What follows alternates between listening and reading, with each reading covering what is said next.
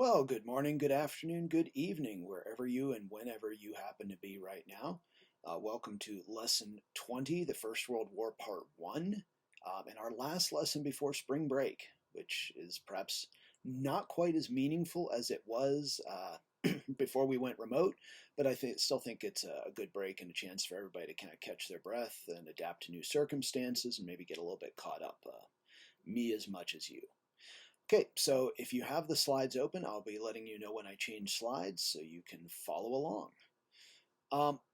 What I'd like to do today is address what is, perhaps the seminal event in 20th century European history and perhaps 20th century world history, because almost everything that follows that you would consider to be something really important in the 20th century and beyond comes back here.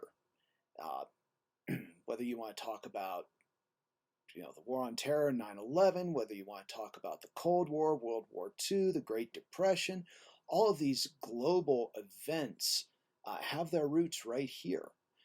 And in addition, what I want to talk about today is how World War I disrupted Europe's idea of itself and its place in the world. But before we get to that, a few announcements. So shifting over to the course administration slide. Essentially, for all of you who are running behind on papers, I understand. I'm running behind on this video, you already know. So it happens in our disrupted circumstances. Life has been interesting as of late, shall we say. So while it is to your advantage whenever possible to stick to the due date schedule as posted, don't panic. Thank you, Douglas Adams. Don't panic if you can't. And just to make that abundantly clear, over spring break, I'm going to offer you a complete late paper amnesty. Any paper that you want to turn in from all the way back to Byzantium, you go ahead and finish that up and turn it in over spring break so you can get yourself caught up. Excuse me.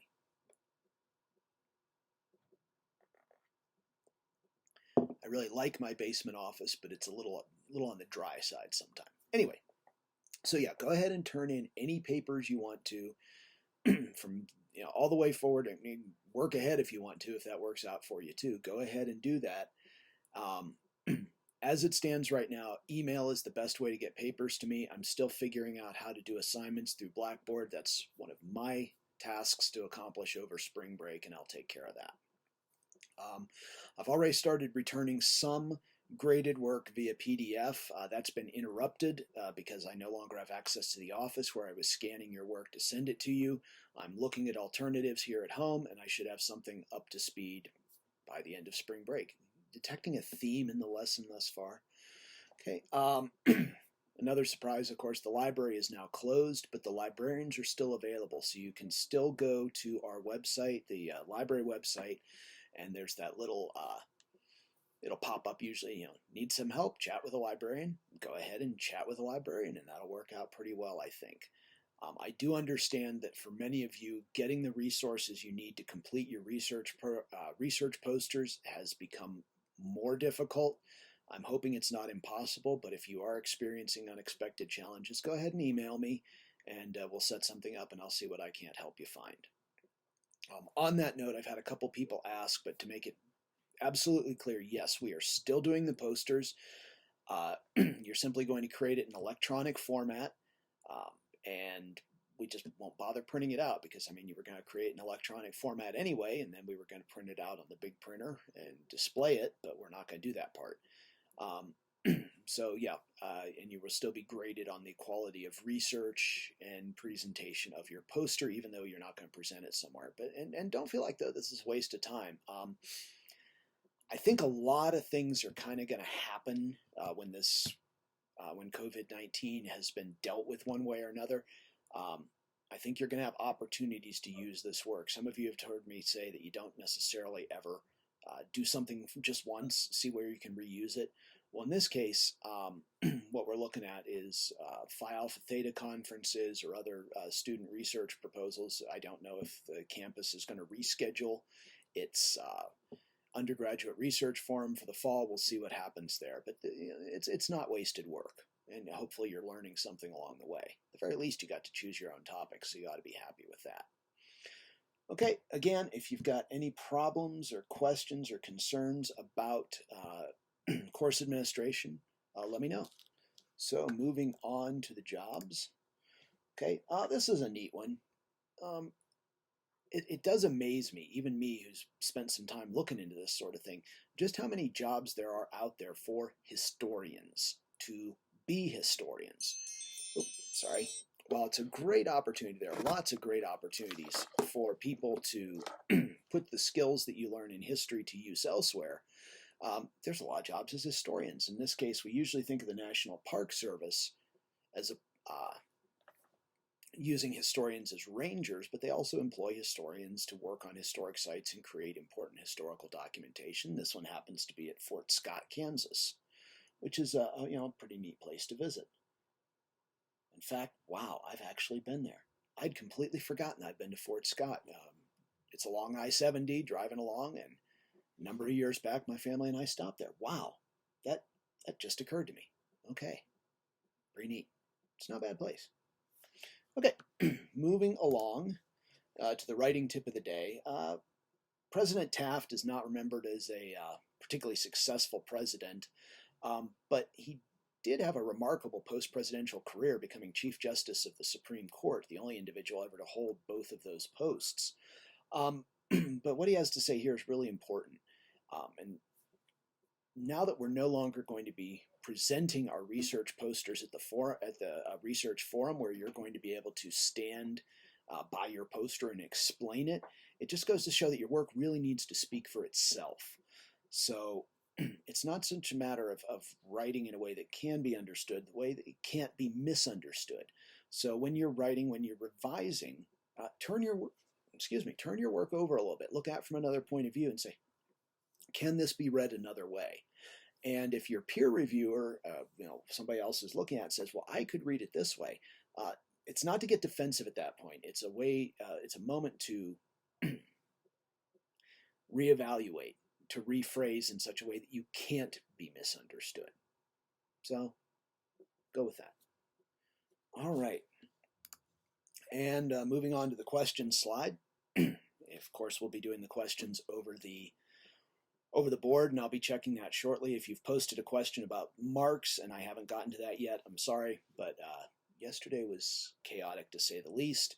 I'll be getting to that, and here's the thing, it's becoming almost a broken record, but we'll take care of this over spring break. We'll get caught up. Don't worry about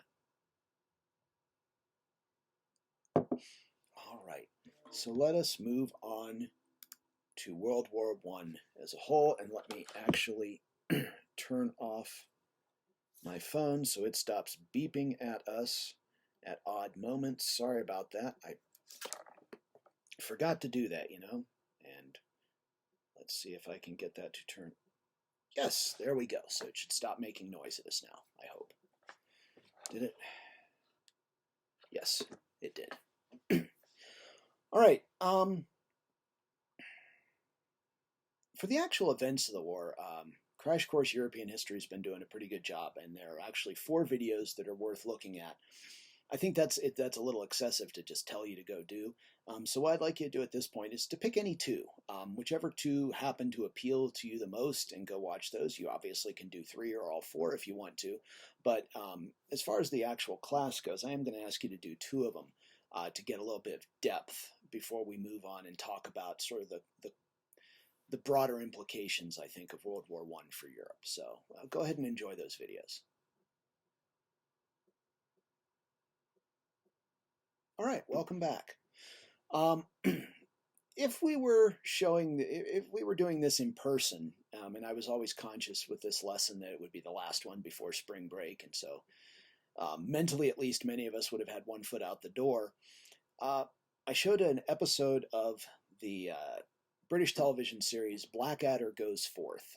And if you've never watched the Blackadders, they're really funny. They're well worth doing. For Hulu subscribers, they're available there. Otherwise, they are up on YouTube, though the quality is not fantastic. But they're worth taking a look at. And specifically, the episode I was going to show was Captain Cook, which is the first episode of the fourth season, Blackadder Goes Forth, there's the pun, which takes place in the trenches of World War I in the British Army. And what Blackadder Goes Forth really captures is what's become sort of the traditional view of World War I for many Europeans, which is that it was a useless conflict characterized by rank incompetence all around. And there's an element of truth to that. In British terms, the phrase was it was an army of lions led by donkeys. Donkeys referring to the generals, the high command. And there's an element of truth to that. But especially on the military history side, we need to challenge that because we need to think, oh man, now I'm really missing having a class here because this would be a great opportunity to ask you to recap some of the important things that have been happening recently in the class, but I'm just going to have to do it for you, which is kind of cheesy, but what the heck.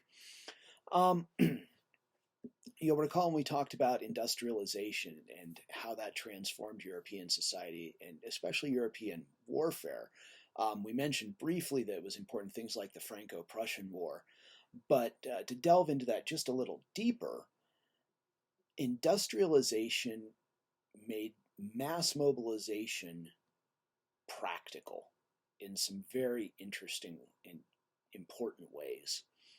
For example, railroads. Railroads are able to move troops, but more importantly, to move the supplies that the soldiers need more rapidly, more efficiently.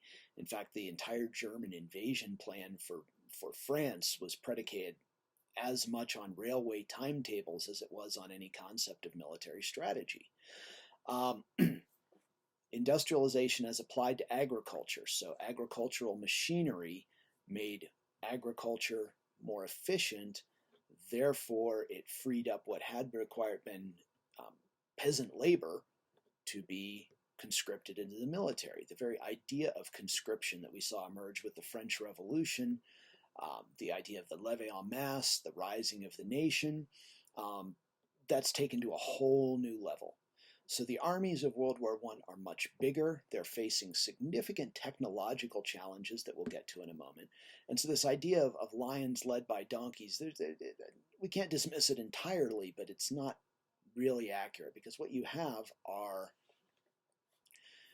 leaders, military and political, trying to adapt to rapidly changing circumstances, especially when you consider that the last time Europeans had a general war were the Napoleonic Wars.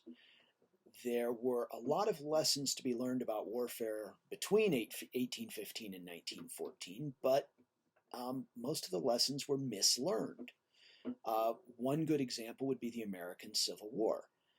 The European armies, various European armies, sent observers to the American Civil War. They read the literature about it, but they drew kind of a bad conclusion. They drew the conclusion that since the Americans did not really have a professional military establishment the way that Europeans did, that the Union and Confederate armies were really amateur armies, and that's why the casualties of the American Civil War were so horrific, because essentially you had these vaguely incompetent, ill-trained armies led by amateur generals sort of staggering across the landscape and bumping into each other.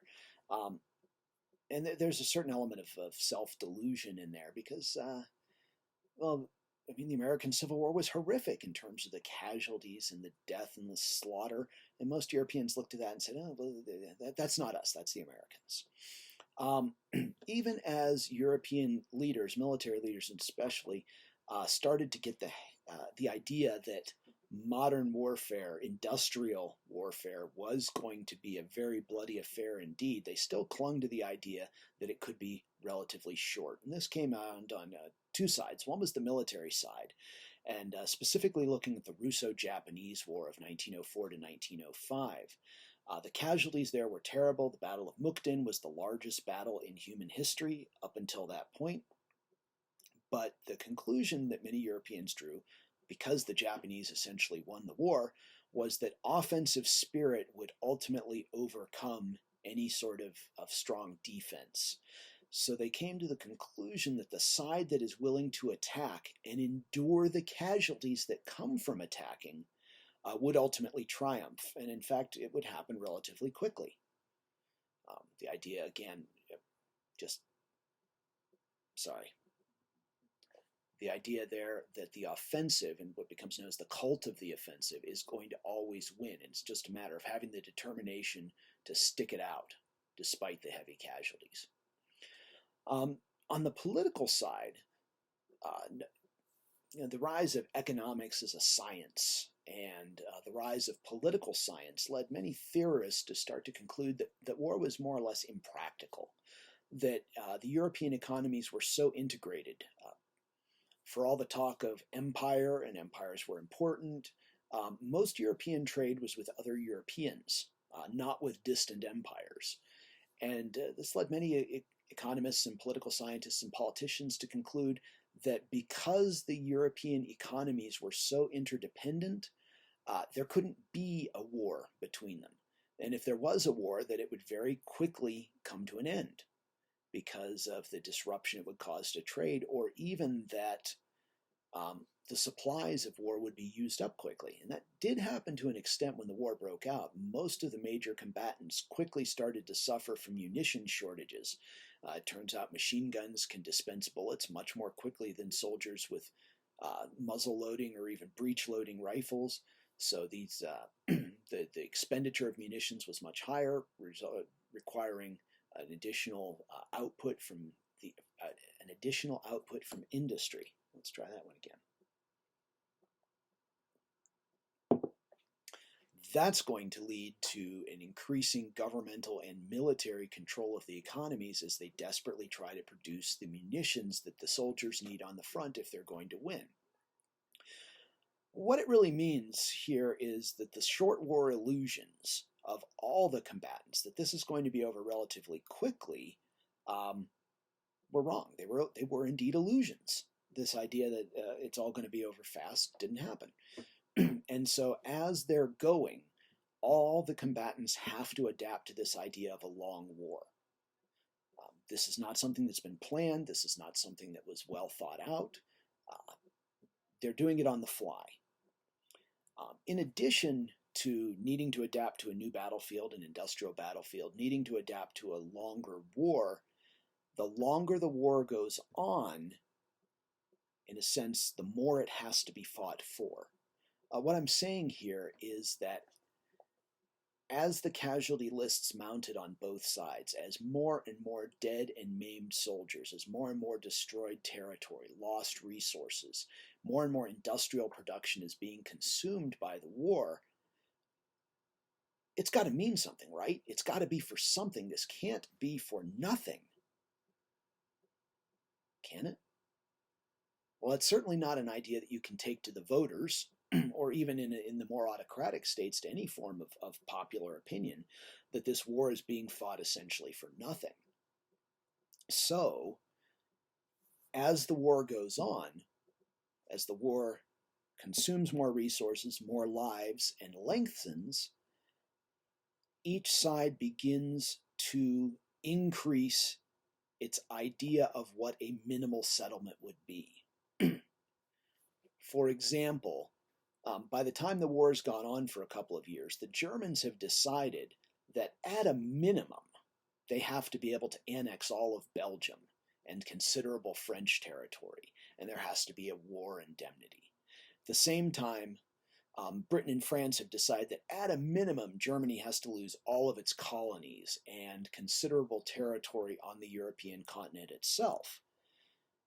If things weren't great in 1914 in terms of determining a negotiated settlement, imagine how they are by 1915, 1916, 1917, 1918, as each side begins advancing its minimal position. Now, this is the absolute minimum I have to end the war. Well, they're completely incompatible. This means that people like Woodrow Wilson and the various peace movements that tried to negotiate or tried to mediate were doomed to failure because the two sides are simply too far apart and have committed too much to the war for them to be able to come up with a ready compromise. So where does that come back? Bring us back to Blackadder. And by the way, it's worth watching. It's a fun show. It's a fun show. But it takes us back to this idea of lions led by donkeys, and that the leadership is stupid or foolish. We can make an argument that getting into and persisting in this war is indeed foolish and stupid, and the leaders involved should be castigated for it. But at the same time, we do have to recognize that they're adapting on the fly, that circumstances are not what they expected. This is not the war they planned for, and therefore it's one that's going to have to be adjusted and adjusted to as they go. So I think that helps us understand some of the rather foolish decisions that we can see, some of the attacks that are carried out, some of the more extreme political positions that are taken, not as reflections of stupidity, but of reflections of either learning or desperation. All right, so moving on to the idea of a global war. It is, of course, called World War I because European colonial powers brought the war to the colonies. There's fighting in Africa, there's fighting in the Pacific, there's fighting in all the oceans of the world, but also because Europeans bring their colonial troops to Europe to fight. So you have Indians fighting in the British Army, you have Vietnamese and other Southeast Asians fighting in the French Army, you have a massive population of African soldiers fighting both in Africa and in Europe. So this is, in that sense, it's definitely a global war. But it's also worth going back a few lessons. You may remember what we talked about, John Darwin's idea of a Eurasian revolution, that throughout human history, most of the good stuff's been in China, right? The eastern end of the Eurasian continent has been the place with the most advanced technology, the largest population, the greatest wealth, and the most sophisticated culture. This is, after all, why Europeans were so desperate to get there that they would actually do something as stupid as sailing out into the Atlantic Ocean thinking that they can go all the way around the world to get to China. What Darwin tells us is that three things lead to the Eurasian Revolution, to the transfer of the center of the world from the Middle Kingdom of China in Eastern Asia to Eastern Eurasia to Western Eurasia, i.e. Europe. And those three things that were needed were, number one, Europeans were the first to figure out the winds and the waves. Therefore, Europeans had control of the global highways that the oceans became once they figured out how to sail them safely, relatively speaking. Number two was industrialization. And again, remember, industrialization in many ways is inspired by European desire to catch up with Asian economic productivity. It's a sort of come from behind story. But once industrialization is started in Europe, Europe is going to have an immense advantage in terms of its productive capability. Not only as applied to war, but as applied to transportation, communications, and above all to production of goods. And then finally, that third thing that was necessary for the Eurasian Revolution, according to Darwin, was peace in Europe. That Europeans needed to resolve to some degree their differences so they could then send that energy outward. All that industrial potential, all that could go out over the winds and waves as long as Europeans weren't busy, well, killing each other. And with the end of the Napoleonic Wars in 1815, Europe finally achieved that for close to a century. Between 1815 and 1914, there is no general war in Europe. There are wars between some of the powers, but there is no general war like the Napoleonic Wars or like World War I that draw in all of the powers and more or less consume the continent.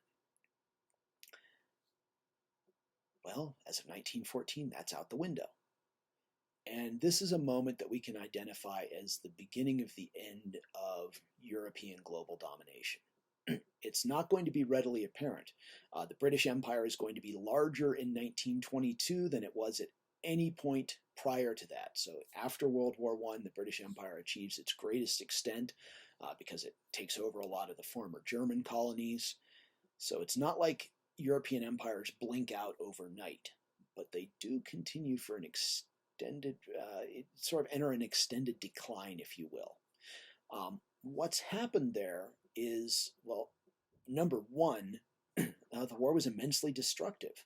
A generation of young men, immense amounts of territory, huge amounts of resources. Yes, industrialization, industrial capitalism can produce more, but industrial warfare can consume more than has ever been consumed before. It also just sort of punctured the myth of European superiority. It's a fair bet that relatively few Africans or Asians really felt that Europeans were superior in any racial sense, but they definitely, or many at least, definitely had the impression that European civilization was superior in that it was more powerful and more productive, and so it was best just to submit or play along or to work within the system as much as possible. World War I punctures that myth permanently. The European powers are clearly not capable of solving their problems peacefully. A lot of Europeans are dead. A lot of Asians and Africans helped kill them. Asians and Africans traveled to Europe in larger numbers than ever before and saw more of the continent and saw more of what European civilization was like, but what they saw was the battlefront. And that taught them a lot about Europeans not necessarily being any better than anybody else. We've touched upon the idea of technology a few times, and it's I don't want to belabor this. If you're really interested in the course of World War I and how technology influences warfare, I'll see you in History 368 in the fall when we can talk about this in more detail in a military history course. But there's a couple key points I want to mention here, and it's World War I is kind of famous for the new technologies it introduces. It's the first major war with airplanes and with telegraphs and with poison gas and with submarines. And these are all really important military technological innovations. But as one of my mentors, the late Professor Russell Weigley, one of the great American military historians, pointed out to me, probably the most important technology in World War I was the typewriter and carbon paper. Now, if you don't know what that is, a typewriter was like a computer, except it didn't have any electronics, and when you pushed the keys, it actually physically moved a letter that struck a piece of paper through a ribbon of ink and put a letter on it. Yeah, I know, bizarre. And what carbon paper did was it simply stacked up layers of paper and essentially ink so that when you hit the key, it would make multiple copies in the days before the photocopier.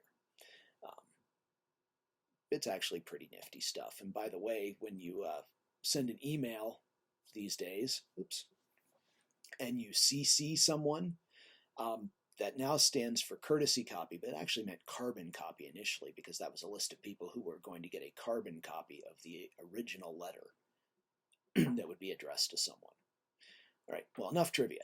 Why is the typewriter and carbon paper so important? Well, because without it, how do you organize these armies of millions? How do you get them supplied if you cannot fill out forms and type up orders in multiple copies that can then be quickly dispatched in multiple directions? And the answer is you can't. It simply can't be done without this rather prosaic but nevertheless revolutionary technology of the typewriter and carbon paper. All right, had to put that in there because I found it interesting. Finally, let's look at the idea of new mentalities. World War I definitely changes the place of Europe in the world. European colonial subject peoples see that their colonial masters are not so masterful, but Europeans also begin to question themselves and their role in the world. In 1910, almost any European would gladly have told you that he or she was a product of a superior civilization, that he or she, if not necessarily racially superior, though most would claim that Europeans, and specifically Northern Europeans, Western Europeans were racially superior to other peoples of the world, but they would at least claim superiority for their civilization. They would point to the technologies that they had produced, to the productivity of the industrial world, to the heights of culture they had achieved, and would say, this is the world's best. And it is our achievements that justify our domination of the world. Now, some looked upon their empires as projects of reclamation and improvement, i.e., the colonial peoples were better off under European rule, so they could learn from Europe and begin to advance their own civilizations, probably not as fast or as far as Europeans, but they'd get there eventually. At least that's the theory. The idea there is the civilizing mission. Others would say that, well, the lesser peoples, gotta see the air quotes, lesser peoples of the world will never catch up to Europeans, but it's still the responsibility of the superior civilization to help. Rudyard Kipling's poem, The White Man's Burden, is a great example of this, though he was actually writing from a European point of view to Americans, saying that it was the duty of Americans to take control of the Philippines in the wake of the Spanish-American War and to civilize the Philippines.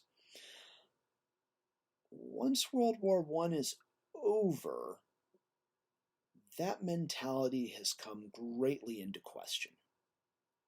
And along with it, a whole series of values and ideas have also come into question. If European civilization is superior, how did it stumble into the Great War? If Europeans are more cultured and more refined than everybody else, how did they invent trench warfare, which was a horrible, horrible experience? In short, a continent, a society, a civilization that delivers World War I is questionable at best. And this questioning turns inward on Europeans.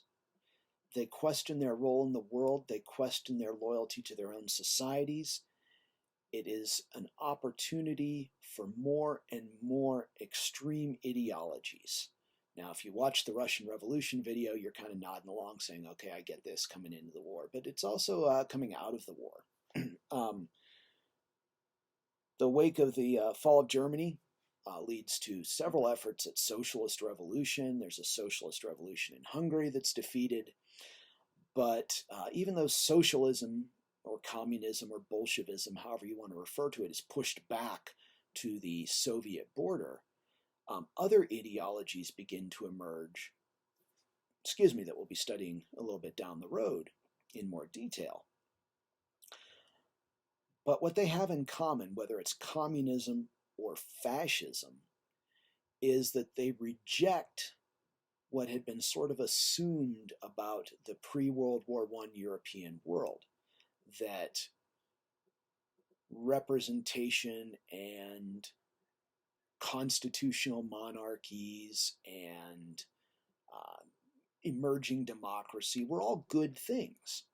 And they argue that no, these are things that were not good, obviously, because they led to the war. Therefore, humanity, and Europe in particular, and then my country in specific, needs a new ideology, needs something new and different and more extreme to address the fundamental questions of life, the universe, and everything. How do we organize our society? How do we organize our government? What's the relationship between people and the state? All of these things are going to be addressed by more and more extreme ideologies through the 1920s, the 1930s, and leading to the outbreak of World War II. This new mentality, or set of new mentalities, I should say, also involves an increasing rejection of war. Going into World War I, you may flip back to the first slide where we were looking at those excited German soldiers ready to head for the front. If most Europeans didn't welcome war in 1914, they at least saw it as an important adventure, a test of manhood, a chance to play the great game on the greatest of scales. That's done by 1918. That's all gone. Pacifism is on the rise, or at the very least, a rejection of the right of government to demand the lives of its citizens. Um, Famously, in the 1930s, many undergraduates at Oxford will sign a pledge not to die for king and country, explicitly rejecting the patriotic slogans. It's an era where, over in the United States, an increasing cynicism about its role in the world in the war breaks in. The idea of the merchants of death, that the United States was only drawn into the war by greedy arms merchants who made loans to the Allies that then had to be bailed out by American entry into the war. On the European side, though, even without that argument, many Europeans question the motives of their governments in entering the war, and part of what causes them to question that is the peace settlement afterwards. For all the high talk of very sort of elevated war aims and about fighting for the good of humanity and to make the world safe for democracy, though that is a Wilsonianism. Many Europeans in France and Britain believed it. The Versailles settlement that comes out, for all of its severe flaws in terms of fairness, well, let's put it this way: Versailles was neither hard enough to keep Germany down nor soft enough to let Germany up. And we'll talk about that a little more when we talk about Nazism. But the war that was started with ideals about preserving nations, about fighting for civilization, fighting for culture, that's all out the window when it becomes very clear that the leaders of the Allied powers are engaged in horse trading. They are transferring peoples and properties and resources in the way that will best benefit their countries with little regard to the greater good. And this only feeds into cynicism. And in fact, in the literary world, some authors, some historians, literary historians, have identified World War I as a transformation in literature and in culture away from romanticism and optimism into a realm of pessimism and cynicism. Cynical humor becomes much, much more prevalent after World War I than it ever was before. And while it is possible to exaggerate this, it's not like cynicism was invented during World War I. It definitely becomes more widespread. So what this means is these new mentalities is we have a Europe that emerges from World War I in many ways very shaken, with a great deal of doubt about what it means to be European, about European civilization, and about Europe's role in the world, and about individual Europeans and their role in their lives and their worlds. It becomes a very uncertain time. So when we get to the 1920s, the 1930s, and later on when we talk about the rise of Nazism, hopefully that's all going to make a little bit of sense. All right, moving on to the conclusion slide.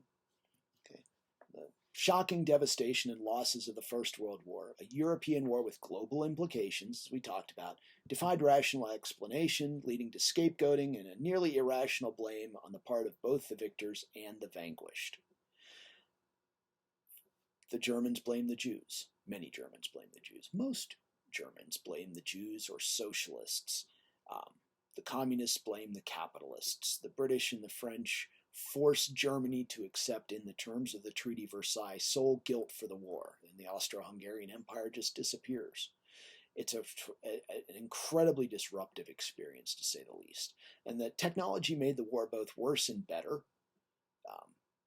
The worst part's pretty obvious. The better part, we're talking about things like advances in medicine and things like that, but mostly worse. Industrial warfare turned out to mean death on an industrial scale, and it was horrifying.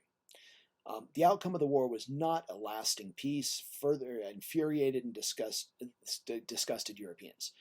You fight this war, you make this tremendous sacrifice, and it becomes very clear soon after the Treaty of Versailles that this is not something that is a really stable foundation for lasting peace, making the sacrifices of the war seem wasted. This leads to an increasing embrace of radical solutions to social, political, and economic challenges. Benito Mussolini and his fascists seized control of Italy in the 1920s. Hitler rises in the 1930s. Meanwhile, coming from Eastern Europe, the Soviet Union with the Communist International, or the Comintern, is encouraging communist revolutions everywhere. And more, if you look at European politics between the wars, you see an increasing separation between the extremes of left and right, and less ground in the middle. All right, well, moving on. If you're interested, there's a lot of good books on World War I. But to pick three, Neil Ferguson's The Pity of War, Explaining World War I, is a sort of the pinnacle, if you will, of the stupid Europeans argument, arguing that World War I was not necessary, that it was caused by mistakes made by statesmen rather than by impersonal forces that made war inevitable. His ultimate conclusion that the British are really responsible, at least for turning what should have been a localized European war into a global conflict. I think that conclusion's a bit overstated, but nevertheless it's provocative and well worth looking at. Paul Fussell's The Great War in Modern Memory is the main argument, or sort of the foundational argument for this idea of the rise of cynicism and the transformation of literature and culture in the wake of World War I. And then if you're just looking for a history of the Great War, a history of World War I that's readable and digestible, Mike Nyberg's Fighting the Great War, A Global History, does a great job of bringing it all together in a manageable package. All right, I look forward to seeing your questions and comments on the Blackboard discussion board.